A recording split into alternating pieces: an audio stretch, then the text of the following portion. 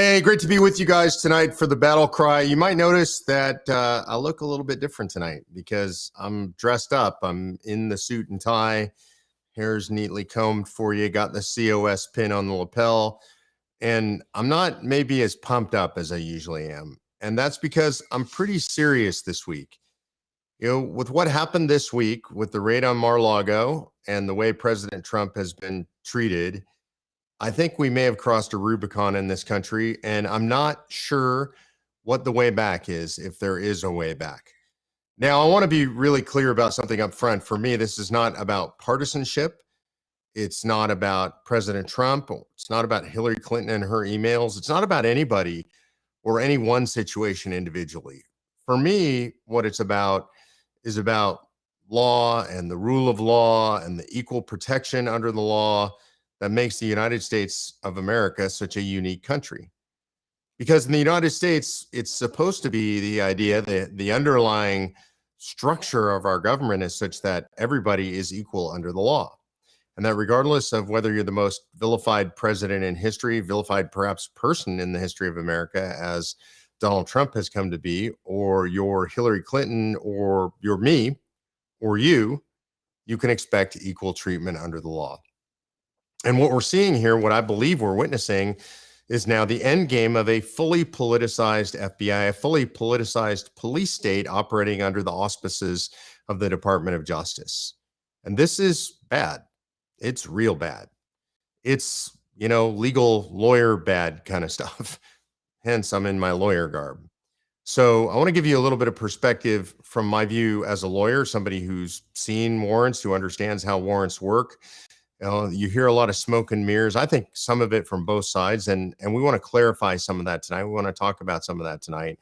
But what I really want to start with is I want to start with the end in mind, because I think in the end now, at least to this particular situation, there's only one solution. And the solution is not hearings, it's not commissions, it's not blue ribbon panels. It's not a bunch of political theater put on by Republicans if they take over Congress so they can each get their 5 minutes of fame questioning Christopher Wray or questioning whoever it may be, Merrick Garland. It's the end game. And the end game is getting rid of the FBI. So here's a quick promotional video we put together. You'll find this video at the website endthefbi.com. And that's going to tell you what to do. So go to endthefbi.com after this video. But Producer G, let's play the video real quickly. Mark Meckler here, President of Convention of States Action. We're facing very serious times here in our country. We've come to the point of an actual constitutional crisis. The DOJ is out of control. The FBI is out of control. They've raided the home of a former president of the United States. You've all seen the news. You all know what's going on. The big question is, what do we do? We see statements by organizations. We see statements from politicians. It's statement after statement after statement. And yet, if you know your history, what you know is those statements will cause no changes. We hear congressmen calling for commissions and blue ribbon panels and investigations. How many of those do we have to watch and see the inevitable conclusion, which is nothing, before we understand that they will do nothing? And yet, we need to do something. It's time for change in the United States of America, and it is time, fundamentally, unequivocally, to end the FBI. That's right, the federal government must dismantle the FBI, and that burden will fall upon Congress to do so. It is likely, based on current polling and the political situation in the United States, that the Republicans will take over Congress in January of 2023 after the November elections. And when they do, the question is, what will they do about this rogue agency, the FBI? They will hold hearings. They will put on a show trial. They'll drag Director Wray before Congress. They'll drag Merrick Garland before Congress. But what will actually be done? What should be done is they should rid the country of the FBI. And they have the power to do this in the House of Representatives simply by not appropriating money for the FBI. Regardless of what happens, I'm not interested in hearings. We're not interested in a commission like the Church Commission. We're not interested in some blue ribbon panel doing investigations. And we're not interested in political theater. It's time to end the FBI. So here on this page, you'll be able to add your voice, and you'll be able to tell your congressman, your senator, your state representative to call for the end of the FBI. That's right. It is time for the FBI to be dismantled. And they will tell us it's complicated. It's difficult. The FBI does all kinds of stuff that you don't understand. And my answer is too bad. Get it done. Transfer that which must be transferred to other agencies of federal law enforcement if there are interstate functions that have to be done, and transfer the rest back to the states. But the bottom line is that they must end the FBI. The FBI must be dismantled. So add your voice to the call. Millions of you will be calling for this. You'll be reaching out to your state legislators, as we always do at Convention of States, asking them to make a statement demanding the end of the FBI, asking them to reach out to their congressional delegation from their state, requesting, demanding that they end the FBI, and reaching out to your congressman and your senator, demanding an end to the FBI. It's the only solution. So I'm already seeing a lot of questions about this, and so I want to answer some of those questions in advance.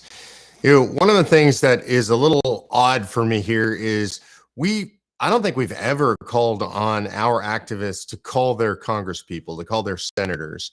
And generally, we never do that because nothing ever comes of that. And so we don't like to ask you to do things that are ineffective or just symbolic. And we're also asking you to call your state legislators. So the reason I want you to understand this is right in the sweet spot of COS, because what we're talking about is self-governance here at the state level.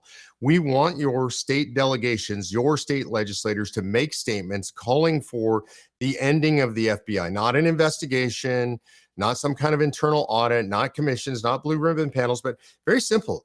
Just ending the FBI. And as I said in the video, it's important that you know, they'll tell you how difficult this is. It's impossible. The FBI does this and that. We don't care about that. Congress, the House of Representatives, has the power to simply not provide the funding for the FBI. And this is something that they must do unequivocally. Now, I'm also being asked, I can see it popping up in the questions, what about the DOJ? Isn't the DOJ corrupt? And the answer is yes, the DOJ is corrupt too, but one thing at a time.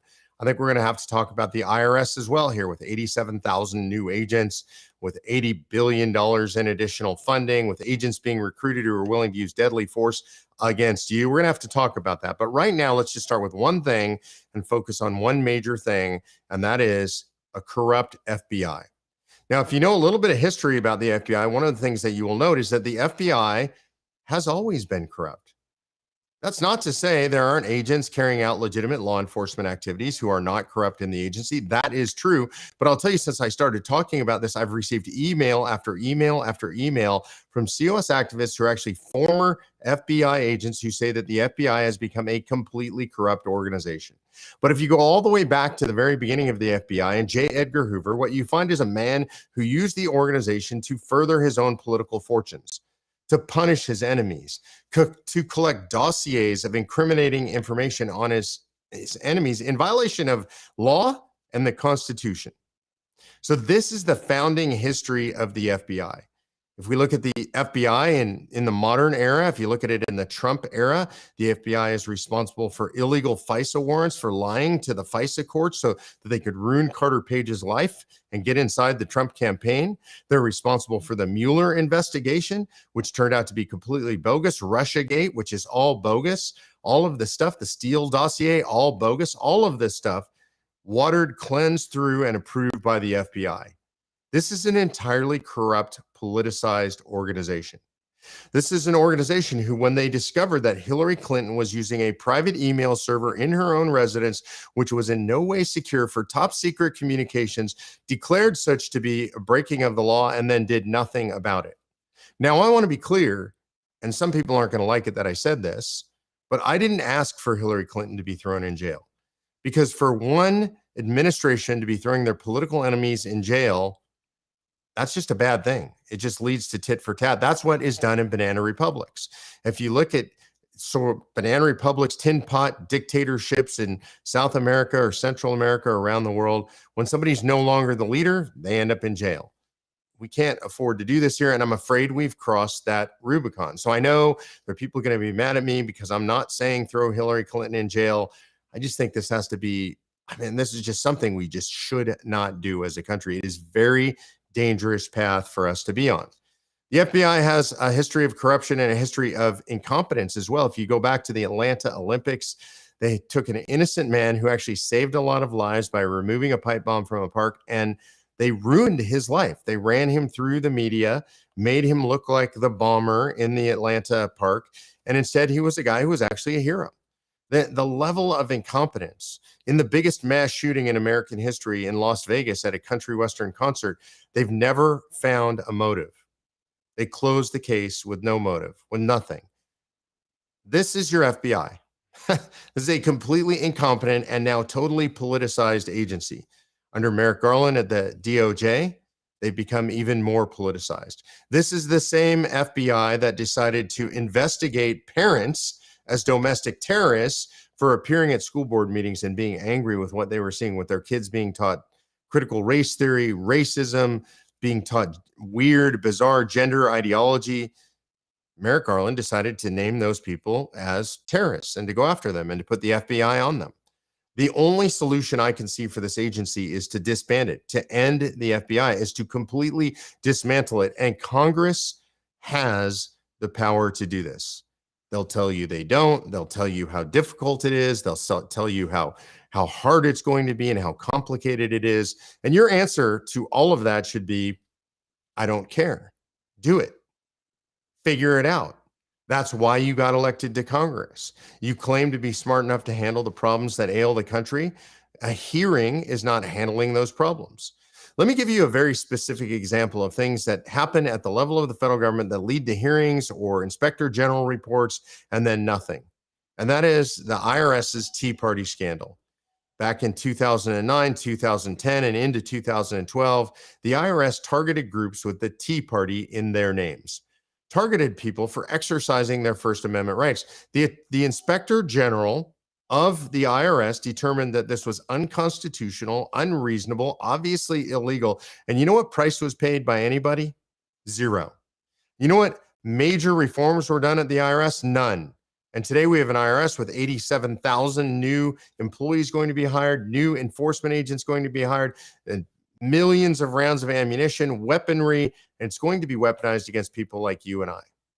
And that means we have to demand action. Now, again, I don't like asking people to make statements because usually statements lead to nothing.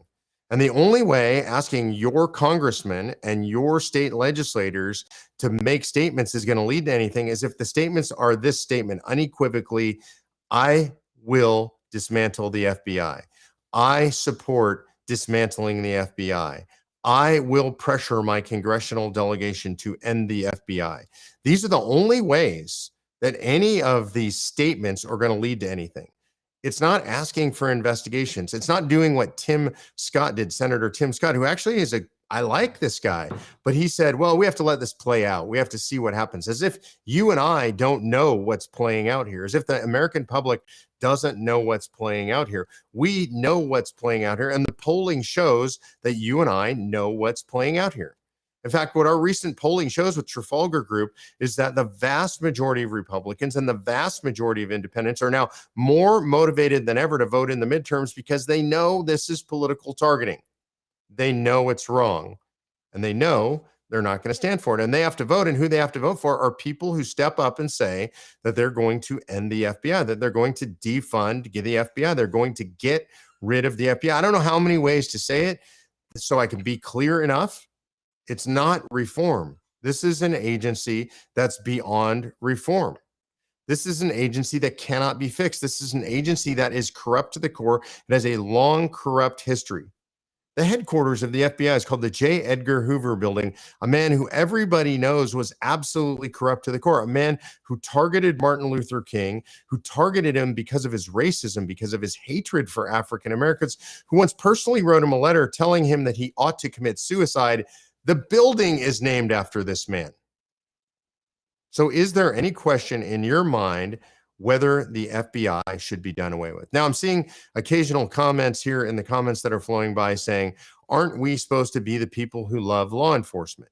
I'm hearing this from, these are folks on the left who suddenly love law enforcement. These are the defund the police folks. I want to be very clear about this. I support non-corrupt police. I support non-corrupt law enforcement. What I don't support at all is corrupt police, corrupt law enforcement, politicized FBI, politicized state police agencies going after their political enemies. I don't support any of that. I also don't support huge bureaucracies that should never have existed in the first place. Fundamentally, what Convention of States is about taking power away from Washington, D.C., and giving it back to the states and the people. The FBI should never have been involved in anything ever under any circumstances that didn't involve interstate crime. That is crime that traffics across state lines. And yet they are. In so many ways, in so many places, they're involved in the investigation of crimes inside of states that are intrastate. They should never have been. Bureaucracies were not intended for this. There is no specific authorization, in my opinion, for the FBI, and the FBI needs to go away. Okay, so remember that very simple message. They're going to try to push you off message. They're going to try to say you should support the police. They're going to try to say how complicated all this is. And what you should say in response is, I don't care about any of that. End the FBI. And you can go to endthefbi.com. You can get involved there. We've made it very easy for you to contact both your state legislative delegations and your congressional delegations. Make it clear to them you want to end the FBI. And this is beyond Convention of States. This is something you can spread to other organizations, other people you know, people who aren't involved in Convention of States, because it's going to take all of us banding together and demanding the end to the FBI. I want to move on to a couple of other things before we close out tonight. I'm really frustrated. Obviously, I was frustrated enough to put on a suit and brush my hair for you guys. So I must be really frustrated to not just be wearing a COS t-shirt tonight. I want to talk about just a little bit about the warrant more generally, because one of the things that we're hearing is, Trump had national security secrets at his house. There's an issue that the president can declassify anything he wants at any time. So I think there's a very good argument that this stuff was declassified anyway. Even presuming that it's not, it's important to remember that the Presidential Records Act, which is part of what they're talking about, is not a criminal statute. So the idea that he had to turn over everything in his possession that had to do with the presidency, which is part of what the warrant says. The warrant says they were looking for anything that had to do with his presidency. That's ridiculous. This is not a criminal act. They may argue about what should be in the archives and what he should have and what he should not have. That's not criminal. As far as the stuff that they're saying is national security, bottom line is he can declassify anything he wants at any time. So if he claims to have declassified this stuff, it is going to be very difficult for them to claim that he didn't. Probably impossible to prove in a court of law. There is nothing that he has to do specifically to declassify something. There's no statute that says there's a specific act or a stamp he has to put on something or an order he has to issue. If he says something's declassified, it's declassified. So I don't see how they're going to go after him. And more importantly, and I think this is really critical, if you read the warrant, it looks more like something called a general warrant. Now, general warrants are something that the people who founded the country were incredibly familiar with.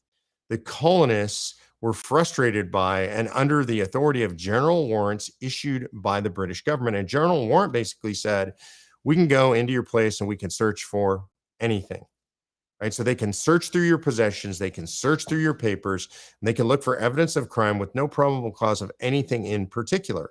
And this warrant in particular is so broad, it says anything to do with his presidency, essentially. I believe it's section 3A of the warrant, that it reads much more like a general warrant than any sort of specific warrant. And I believe in that regard, it's likely unconstitutional. It's certainly not in the spirit of what we expect warrants to be. And it shows the political overreach of what's going on here. So that kind of gives you sort of the overview on the warrant.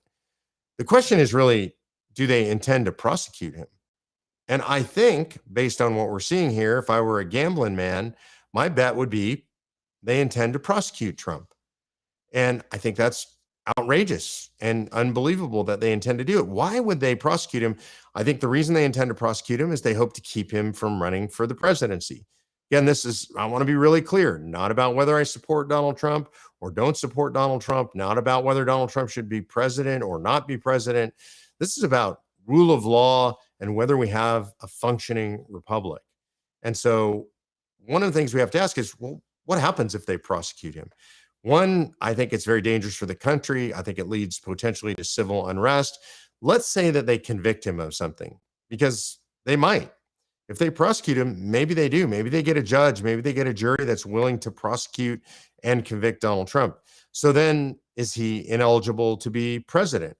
And I think the clear letter of the law, the black letter of the law, would say no, he's not ineligible to be president. Why not? Because the requirements for being a president are in the Constitution itself.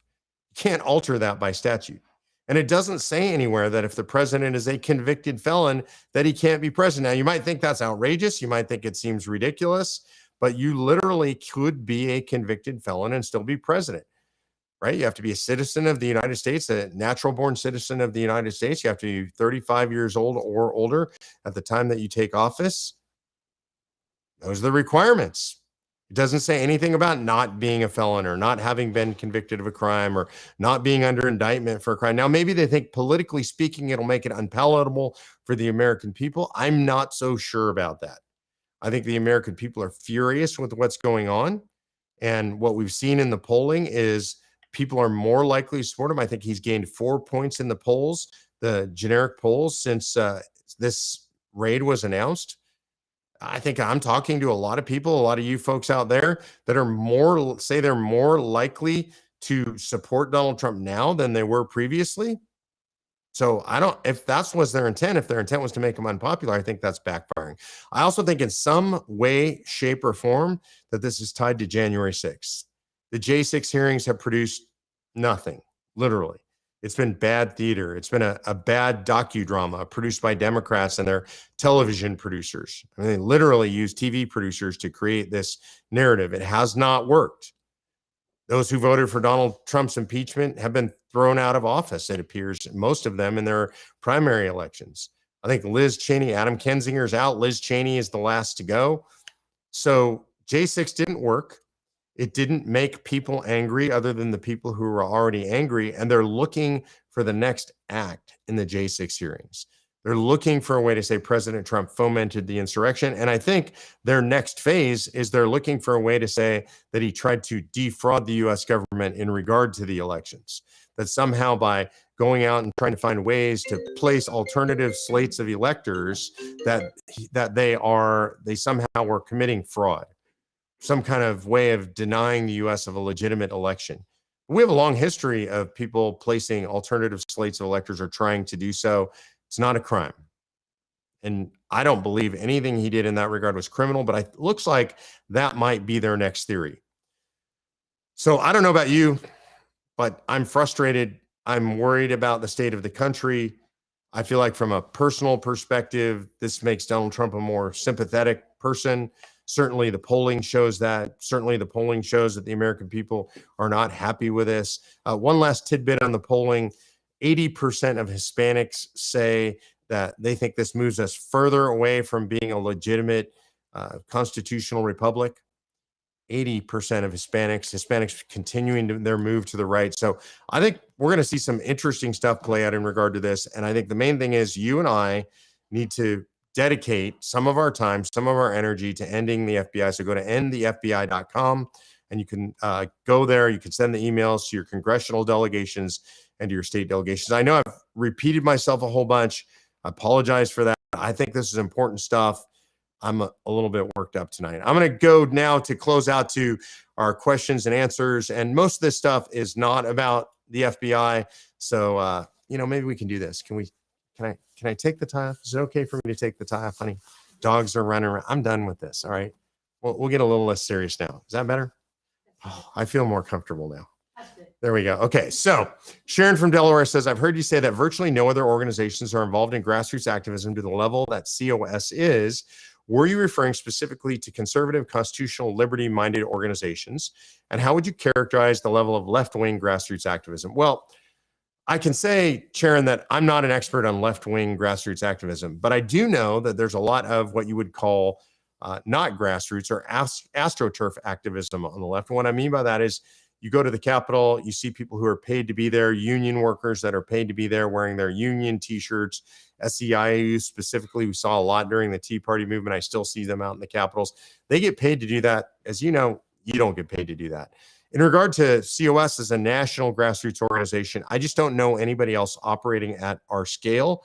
And more importantly, at our level of activity. What we focus on, what you focus on is being active. You focus on being in the fight. That's what we measure, not just numbers of people, but who's going to the Capitol, who's making the calls, who's sending the emails. And I don't think there's any group that compares to us. And that's not because of me. That's because of you. Janice Gregory says, what amendments can be proposed that would address the out-of-control ABC agencies? Janice, I think this is one of the most important things we can do. We can say, for example, pass an amendment that says the federal government may not be involved in education through funding or otherwise. Federal government, I would say federal law enforcement agencies may not be involved in anything other than interstate issues, right? Issues that cross state lines. They shouldn't be involved directly in the states. We could say the federal government may not be involved in healthcare. These are things that we can actually do and pass amendments to get the federal government out of our business. Linda McChesney says, what will happen to Social Security after convention? And the answer is, Linda, hopefully it'll be more healthy. We could tell the federal government that money that goes into the Social Security Trust Fund actually goes in and stays in the trust fund. We could limit their discretion to spend that money. Right now, there is no trust fund. They spend that money. That money is not being put aside. So people today who are putting money in are unlikely to ever get that money out. So we could limit their ability to drain the trust fund. Sherry asks, how will COS help the Black and brown communities? I don't want to say I hate this question, Sherry, because I don't mean to give you a hard time, but here's the reality. Everybody needs self-governance. It's not by skin color. It's not by gender. It's not by sexual orientation. Taking power away from the federal government and giving it back to the states and to the people in the states empowers everybody. And that's the point. The truth is the federal government has not done much for minority communities. This is why Donald Trump, when he was running, he said something, and you might think it's inartful, but he said to the African-American community, to the Black community, well, what do you got to lose? Right? What has the federal government done for them? Kept them in ghettos. Now they've been talking about defunding the police. This is stuff that's being talked about at the level of the federal government. They didn't stop our cities from being burned down. They didn't send in the National Guard. By the way, that wasn't, generally speaking, rich white areas being burned. Those were poor inner city communities of color being burned to the ground. And the federal government didn't stop that stuff when they had the opportunity to stop that stuff. And I think that's outrageous. All right. Kenny Harp says, how do you think America would look differently if Biden had not been elected in 2020? In every way, in every single way, like our cities might not have been burned to the ground.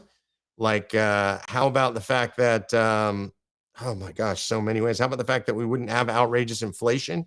How about the fact that we wouldn't have shut the country down for so long during the pandemic? Look, Trump started that. So blame where blame is due. That came from Trump. Trump empowered Fauci and Bricks and the other doctors that made that happen. So I give Donald Trump some of the blame, but Biden and his cronies kept that going long after it was done. They shut down businesses. They did all this stuff, the mask mandates. I think a lot of that stuff would have gone away a lot earlier. I think America would be financially much more healthy. We wouldn't have the Afghanistan debacle. We wouldn't be giving money and putting Iran back on the track to a nuclear weapon. I think the country would be better off in every single way. I think it would be more united as well. Lucinda Corey says, how can ordinary citizens take back their state when the corrupt government won't let us vote who we want? Look, in 18 states, at least, last time I looked, and this goes back probably 90 days, there had been 33 bills passed on election integrity. It is getting better. Is it perfect? Is it right now? No, there are 110 counties around the country that are going to paper ballots. I love that. That's a small amount of counties compared to what it should be. But I think it's getting better. And the key is, look, I'm going to vote anyway. I'm never going to give up. I hate when people say if we lose this election, the country's over. If this thing happens, if we don't get rid of the machines, if the FBI does this, what? I don't give up. When will I give up? I'll give up personally when the dirt goes on my casket. That's when I'll give up. Until then, I'm not giving up, and I encourage you not to either. Michelle Miller says, my question is, who's going to stop this reign of terror by the Democrat Party and the federal offices it controls? And my answer is super simple.